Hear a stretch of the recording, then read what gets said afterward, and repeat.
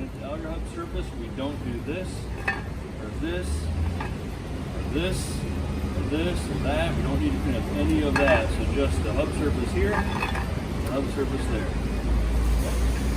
That's it. Yep, we need to set up the machine.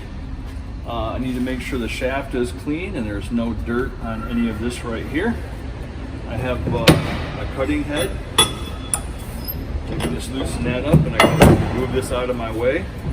I can turn it back if I need to, or turn that in, but this is going to be out of my way. I'm going to start off with these cups. This needs to go on first so the hollow spot is facing out.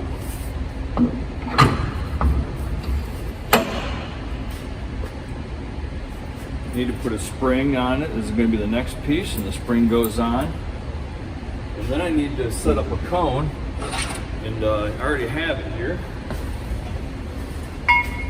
The cone is going to fit inside of this opening. The edge of the rotor has to sit on this part of the cone, and that fits in there really pretty good. And I can turn it around the other side, and then a little piece of it sticking out right there, so that looks good. It's the correct one. There are going to be many sizes to choose from. I'm going to put that right there. The second cup goes on. You need to make sure it's clean. And then this opening faces towards the rotor.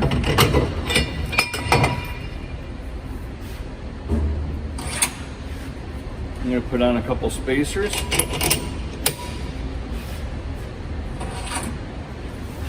And then another little spacer here to get that all tightened up. Then I have the nut. It has threads on it on this end. And this end it does not have any threads. So it can go on either direction, whichever fits your situation. So it depends on how thick the rotor is and the shims you're using. I'm going to put it on with the smooth side in. And it's going to be left-handed threads. So this is turning this direction.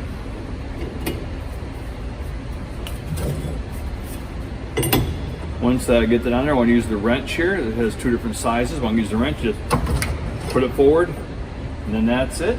I'm going to put on the vibration dampener right here. And this is going to keep the rotor finish looking nice and smooth. I'm just going to put that right on the rotor there and tuck that in. Vibration dampener on. Now I've got my rotor set up. I can do the cutting head here. The rotor is going to be positioned in the middle of the cutting head right here. So not off to either side. I want to get it in the middle as close as possible. So I want to thread this in. And I don't know if you can see here, I'll turn that around, but this handle, when I turn it, this thing should be going in, but it doesn't. So I need to push on it here, and I'll show you. I'm going to push it right here, and then bump it on, and then it'll go.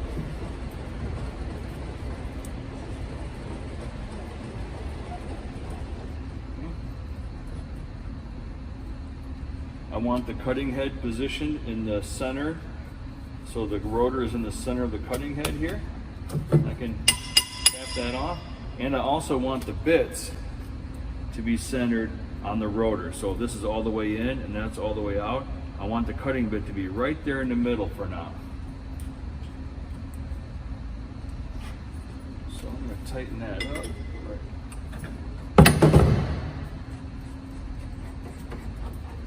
I'm going to turn these little knobs right here, so we're at the very end here. I'm just getting them close right now. So once I get it set up there, I'm going to turn on the machine. I'm going to set this part of the dial here at 0. So it says 0 right up on top, and on the left side over here, it says 10 thousandths, a decimal 010. Okay, now I'm going to hold this piece with the numbers on it, and I'm going to turn the end just until the bit touches the rotor.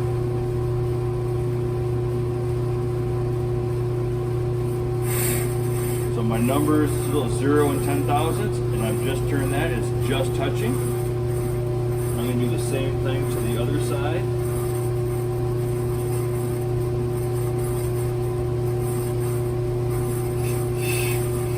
And then they're both just touching. So you can see I scratched it right in there, and if I shut this off, you can see the little mark that's putting on there, right on the rotor. I'm going to screw the head off here. I'm going to turn this backwards. I want to make sure that the cutting bits go all the way off and then all the way back onto the rotor.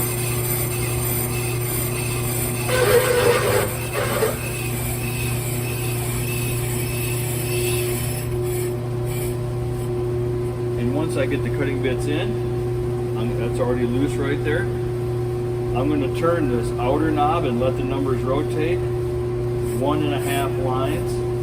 That's going to be 3 thousandths. 1.5 lines. Again, that's going to be 3 thousandths. I'm tightening up the knobs. I need to be careful I don't get my hand in the machine, because that would be tragic. I'm going to loosen this up. I'm going to pull this forward just like that.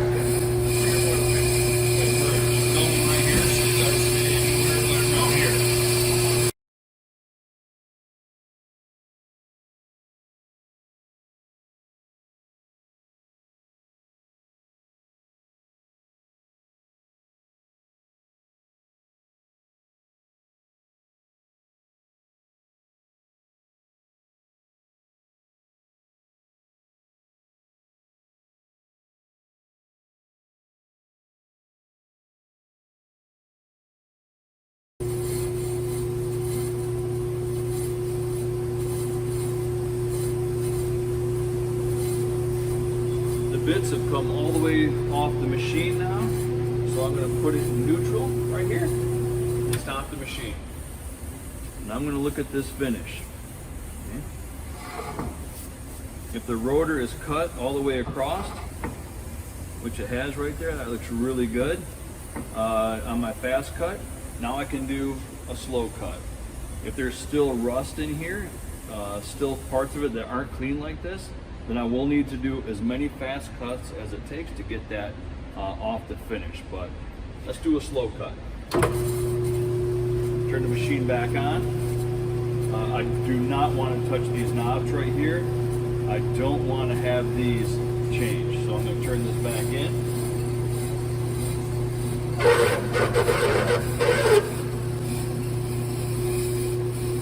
Just like that. Loosen that knob up. Another 1.5 lines. Tighten it. Now loosen this one up. 1.5 lines. Tighten it up. And then now I'm going to lift this up. It's going to go away from me. And this will be spinning a lot slower.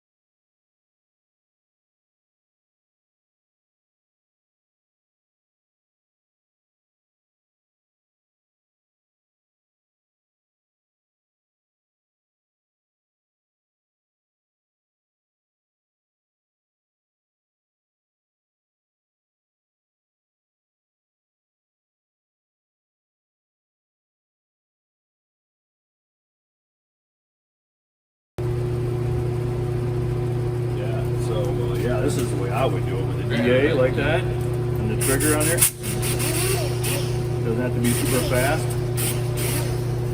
I'll get out of your way so I don't trip. Safety glasses. Look at these safety glasses in class.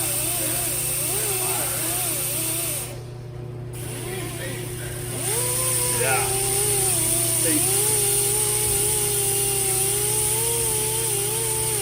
Yep. That would put a really nice non-directional finish. So either the prep tool with a new cookie. You don't want the old cookie, that's no good. You want the new one so you don't get dirt on there. Or you can use sandpaper right on there, right as it's spinning, and that'll be the non-directional finish.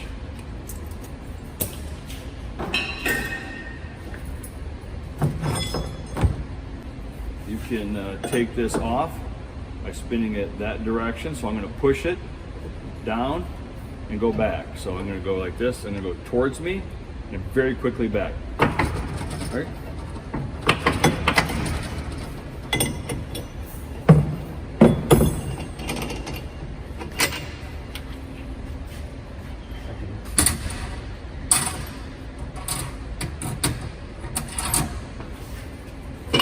That over there. Yeah, and then that's it. That is super, super smooth right there. That looks really good. It's cut all the way across, so that's nice. Yep, that's it. This stuff here, we take care of it, put it back on the rack, and then you're done. So that's machining a rotor.